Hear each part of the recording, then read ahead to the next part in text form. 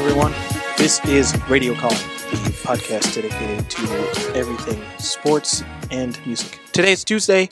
It is the sports aspect of my podcast, and I want to just dive in right away to the comments Greg Popovich, the head coach of the San Antonio Spurs, said about losing his star, Kawhi Leonard, to what he called a dirty play by Golden State Warriors center Zaza Pachulia.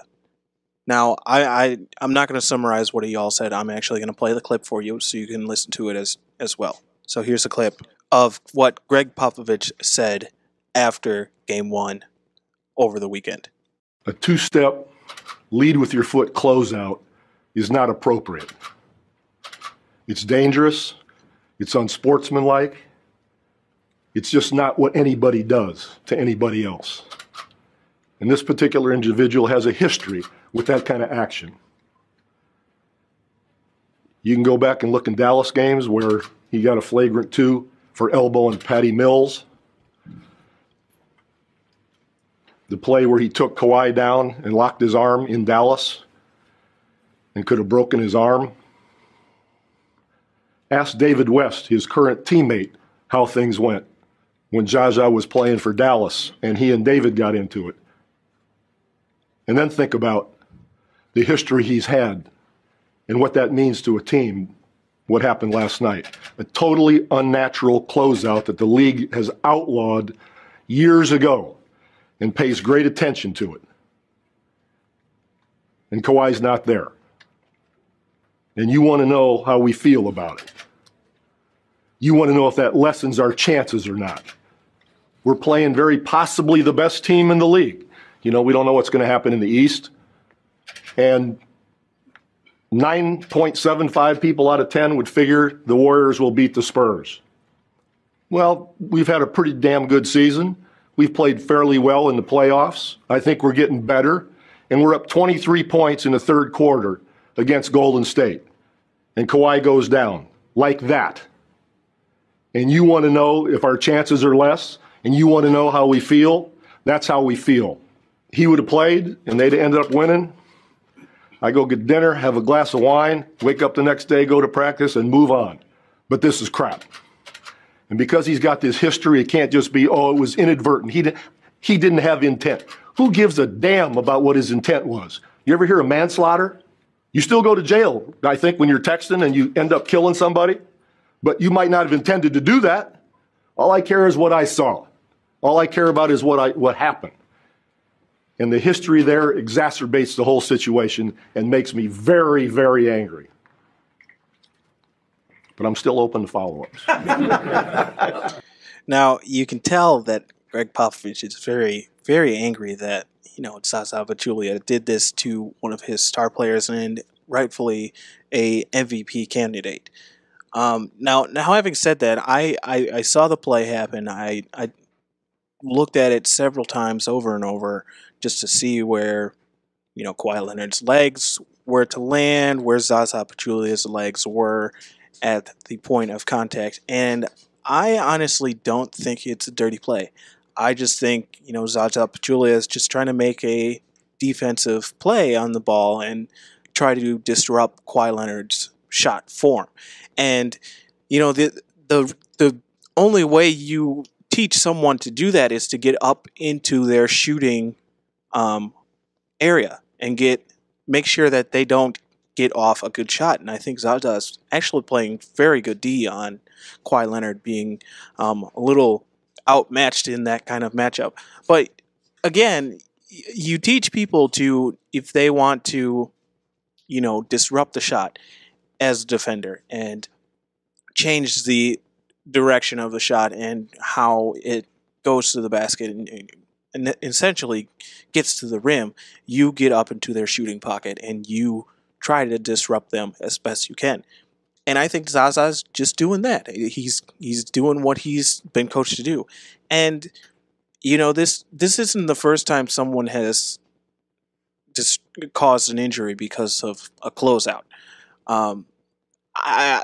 Bruce Bowen, who played under Greg Popovich, has made a name for this type of closeout, and this is kind of called the Bruce Bowen closeout, because you get so close to the person that's shooting that when the person that's shooting lands, they land on your feet, causing them to turn their ankles or roll their ankles, or injuries like that. So again, he can't really talk, but I think he's just so furious that nothing was done about this, and probably nothing will be done about this, because there's not enough evidence to show that he's actually doing it on purpose.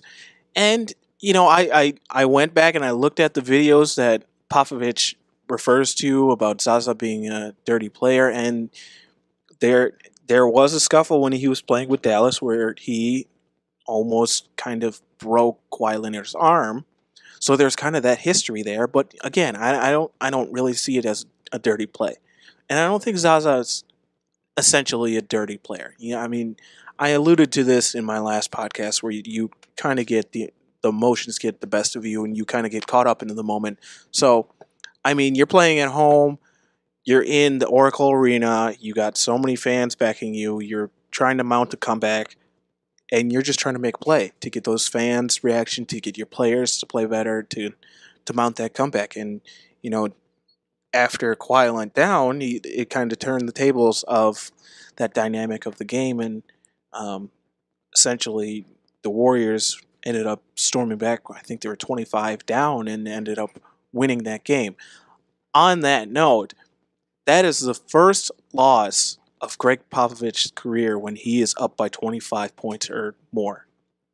And I just want to look at the record of Greg Popovich when he's up by 25 points or more. And doing the research, I found out that this is the first loss in 317 games when ahead by 25 points or more that Greg Popovich has lost. So you can see the dynamic of, Kawhi Leonard and him being on the floor. I mean, the Spurs were up by 25 at that point, and then, Kawhi Leonard goes down in the third, and then Warriors mount a comeback, and they start hitting shots. Steph Curry goes off. Kevin Durant starts hitting shots. Klay Thompson chipped in, hitting a couple clutch shots as well.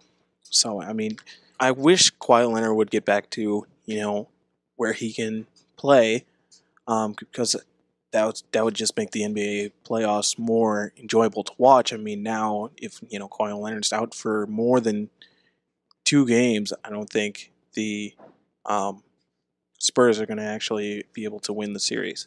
So we'll see how that goes. Now, moving to the Eastern Conference, the Boston Celtics beat the Washington Wizards last night to claim the series, and will have a date with the Cleveland Cavaliers in the coming days.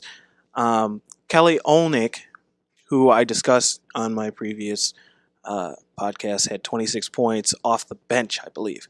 So that's the first time I think that's the first time he scored 26 points in a game in his NBA career. But that was the turning point in that game, and the essential kind of X factor, if you will, in how that game went down. Now, I honestly don't know if the Celtics can pull up the upset of the century and beat the Cavaliers to get to the finals, but they're going to make a push for it, and they're going to they're going to try to not make it easy for LeBron James and the Cavaliers. But I honestly don't think the Celtics have what it takes to beat the Cavaliers. And I mentioned this when I was at work, and we were discussing, who I'd like to see play the Cavaliers. And I honestly said I really don't care, because I know they're going to get to the finals. There's no way that LeBron James and company doesn't get to the finals. And if they don't get to the finals, it's going to be a tarnish on his career, LeBron's career. And I don't really see the Celtics having the tools to necessarily stop LeBron. And I said this at work. I said, if you stop LeBron, Kyrie is going to go off. If you stop both of them, Kevin Love will chip in and start hitting shots and start making plays. And that's one of the things when you look at the Warriors and you look at the Cavaliers, if you try to stop one, the other is going to go off. And that's what make these two teams just so dominant in the playoffs. It's just if you focus on one of these players, these star players that can hit shot after shot and score an average 30 points per game. If you stop one of them, the other person's going to go off. If you stop Steph Curry, Kevin Durant's going to go off. If you stop Kevin Durant, uh, Steph Curry will go off. If you stop both of them, Klay Thompson will go off. If you stop all three, Draymond Green might start hitting buckets. I mean, it's crazy to think that the NBA teams can have this much money to finance all these NBA stars and get them to all play together. And hats off to both Tyronn Lue and Mike Brown and Steve Kerr for making these teams coexist within each other and kind of gel and get that chemistry up. So I also stumbled across a very interesting picture on Twitter as I was going through my normal, scrolling through Twitter. It's from NBA Retweet. If you're not following NBA Retweet, you should follow them. They give a lot of insights to the games that are going on. They kind of live tweet the games, and then they put out interesting kind of rumors and trade things that are going on, and a lot of insight into the NBA. So if you're a diehard NBA fan like I am, you should follow this Twitter page. Now, they tweeted out a picture that looks like this. They have a picture of Micheal Jordan. It says 3 rings and 3 tries. It's a picture of Kobe Bryant, 3 rings and 3 tries. Then a picture of Tim Duncan, 3 rings and 3 tries. And then it has a picture of LeBron James, 3 rings in 7 tries, which I found very interesting when people, they compare Micheal Jordan to LeBron James, or they compare LeBron James to Kobe Bryant, is that, Kobe and Michael, 3 rings and 3 tries. LeBron, 3 rings and 7 tries. Granted, LeBron was basically the bulk of the his team in the early years, going against Tim Duncan and I believe Kobe, if I'm not mistaken. Actually, no, he got beat by the Celtics, and never made it there. But going back to that, if you talk about legacy, and I've said this before, and I'll say it again, I don't necessarily put LeBron in my top 5 greatest NBA players of all time. I put him in that next category, 6 through 10. And he's, once his career's over, maybe I'll readjust my kind of list. But as of right now, I put him 6 through 10. I don't really necessarily know where I would put him at this point, but I would put him around, 6 or 7. Now, having said that, I would give my top 5 greatest NBA players of all time would be as followed. Number 1 would be Micheal Jordan, just because he's the dominant player that I've ever seen, and someone that works hard at what he did, and his work ethic and his refusal to lose is just one of those things that influence so many NBA players now and so many college players coming up that he's got to be number 1. Number 2, I would say, would be Kareem Abdul-Jabbar, just because of what he did again for his position and for what he did to the Lakers and what he did for the Bucks back in the day. He's just one of those players that, you can't have a top 5 list without mentioning Kareem Abdul-Jabbar and what he did to the game and how he changed the game for, so many people like Keem Olajuwon, Karl Malone, Charles Barkley, even people of that nature that came after Kareem Abdul-Jabbar. He just set the standard of what a center or a power forward should be and how to play that position. Now, next would be, at my number 3 spot, would be Wilt Chamberlin. Very similar to Kareem Abdul-Jabbar in the way he played and the style that he played as well. He would rank up there as my number 3 spot. Number 4, another center, would be Bill Russell, just based on his dominance in the post. Again, very similar to Kareem Abdul-Jabbar, and his championship rings is probably something that's never been untouched. So he would rank as number 4. And then number 5, this would be my 5 and 6, and it is Magic Johnson and Larry Bird. Very two similar players and people that went against each other on a constant basis. I mean, when you think of Boston Celtics and the LA Lakers rivalry, you can't think of Magic Johnson and Larry Bird. Um, Again, these are two that, back to their college days was going at it, and I love Larry Bird as a basketball player. The things that he did and the the trash talking that he did during games, and you wouldn't expect that out of someone from French Lick, but that's how he was raised, and that's how he showed the world what he can do and what he can accomplish being this tall Caucasian person from Indiana. And Magic Johnson was the same way. Magic, he played center for a whole game when Kareem was injured. And that was something that was never done before. And that was something that he's never done before. And he was so clutch. And the way he would pass the ball, he reimagined how to get a ball from point A to point B. And how, people pass today. So much of that is based on how Magic Johnson would pass the ball. And the whole no-look pass, I know it was around before Magic Johnson, but Magic Johnson really honed it, really made it his own. And you see clips of him grabbing a rebound and then bouncing the ball off the floor, and then it takes one bounce and it is right in the hands of someone that's going in for a layup or going in for a dunk, and to see that power and that strength to get that ball there. And you see that a lot with Russell Westbrook and the passes that he makes. You can see that Russell is very influenced by Magic Johnson as well. So, and then I'll go through my kind of like honorable mention, because you can't not put this person's name in there, and that's Kobe Bryant, just because I watched his last game, and I would, when I was younger, I was a big Kobe Bryant fan, and then that whole scandal happened with them, and it kind of turned me away from the idea of Kobe Bryant and thinking that he was a good player. But he always would find a way to get to the finals, and he always found a way to win. And he's very similar to Michael in the way that he commands the floor and how he goes and is very competitive with people and stuff like that. But his last game, I watched that whole entire game, and to score 60 points in a game that didn't mean anything. It was just a last game for the LA Lakers during that season, and to think that this is Kobe's swan song, and he goes out and scores 60. It's just amazing, and to do it at the age that he did is just one of those things that is just crazy to think about.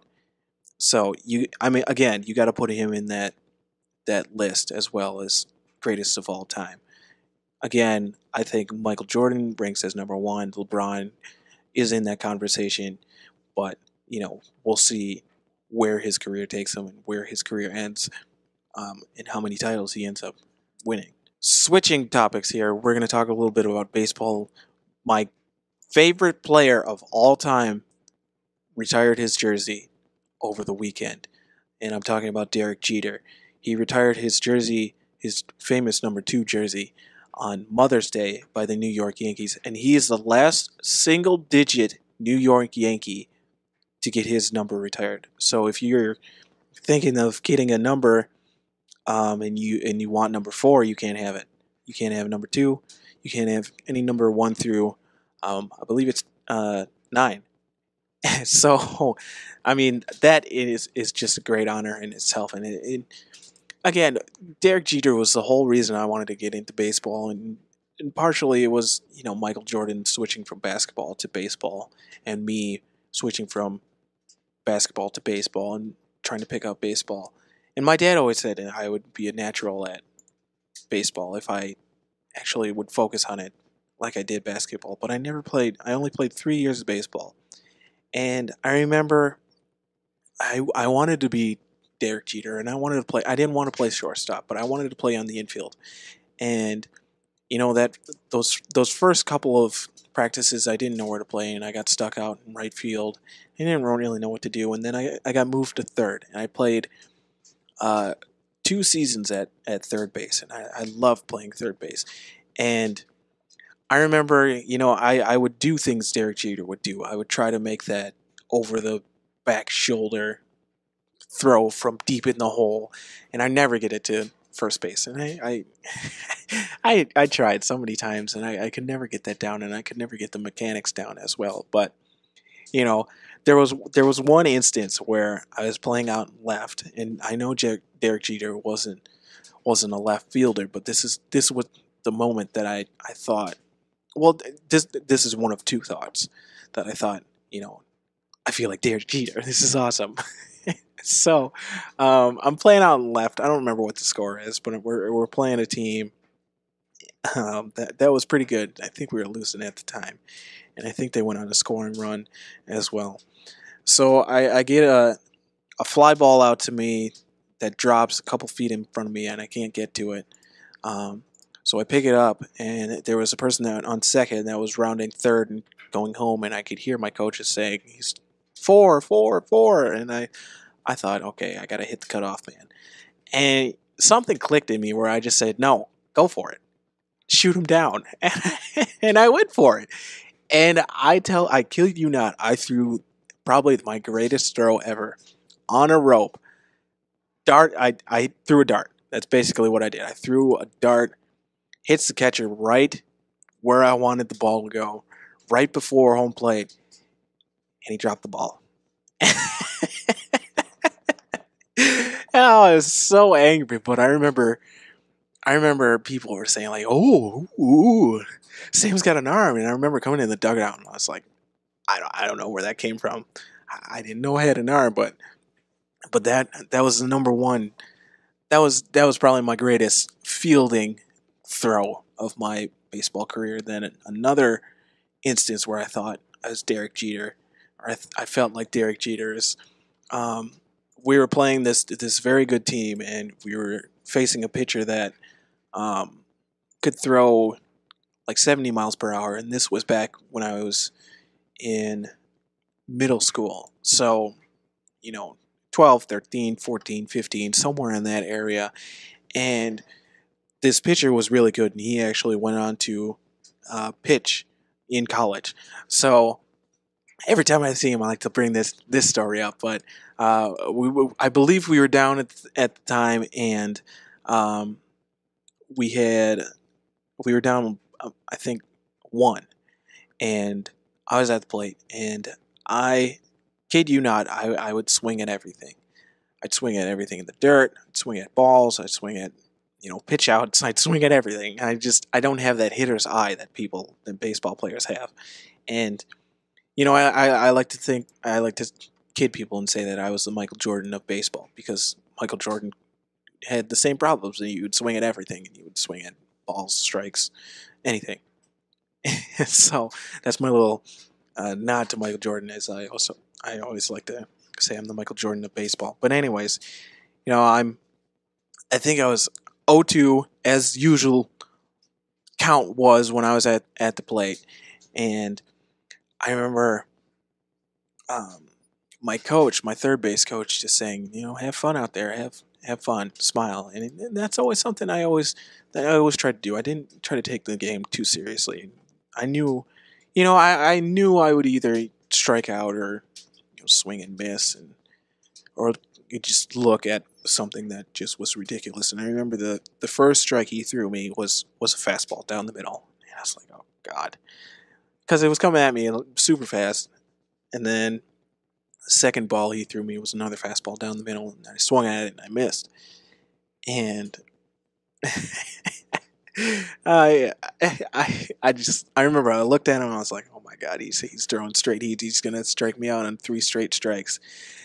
And I kid you not, you can ask people that were on my team, my friends at the time, but the third pitch he threw me another fastball, and I swung, and I hit the sweet spot of the bat. And I remember, you can always tell when you hit the sweet spot of the bat, because it doesn't hurt when you swing a bat. It doesn't sting. It doesn't hurt. It just feels like you just hit putty is what my kind of description of it. But I remember I took off running, and I don't remember where that ball went. But I took off to first, and first base coach told me to keep going, so I rounded first and was headed for second. I kind of glanced up to see where the ball was, and I kid you not, that ball hit the fence. And I don't remember the dimensions of the baseball fields, but I hit that ball, and I hit it as hard as I could. And I was rounding second, and I remember looking at my third base coach, and he kind of looked at me, and I looked at him, and he says, like, all right, if you're gonna score, you better score. And I took off for home, and I don't remember if I slid or if I just was standing up when I got home, but I scored. I scored an inside the park home run, and the pitcher, who I went to middle school with after, or no, I saw him after, and he always said it was a triple with an error. So that's I don't know if you would score that a triple with an error, if you'd call that an inside park home run, but that was kind of the greatest achievement of my baseball career, and the only time I kind of felt like I was Derek Jeter again. So going back to Derek Jeter, he's my favorite player to ever play in pinstripes and to ever play baseball. And he's the captain. And you can't. I mean, he played 20 years in the MLB, and someone mentioned this, to play 20 years in the MLB and to never have any kind of off the field incident come up. No DUIs, no drugs, no disputes with a spouse, nothing like that. Derek had none of that, and he still has none of that. And hats off to him. I mean, he has a wonderful resume to his name, and rightly deserve that his number be retired and have his be the last number of the New York Yankees in single digits to be retired. So again, congratulations to my favorite baseball player, Derek Jeter. Well, that'll do it for another episode of Radio Calling. Again, I am Sam. Join me on Thursday when I dive into my music aspect of my podcast. Follow me on Twitter and Instagram at LondonCalling22, all one word. And also hit that subscribe button and give me a like and a comment if you like what you are hearing. Again, this is Radio Calling, and we'll see you on Thursday.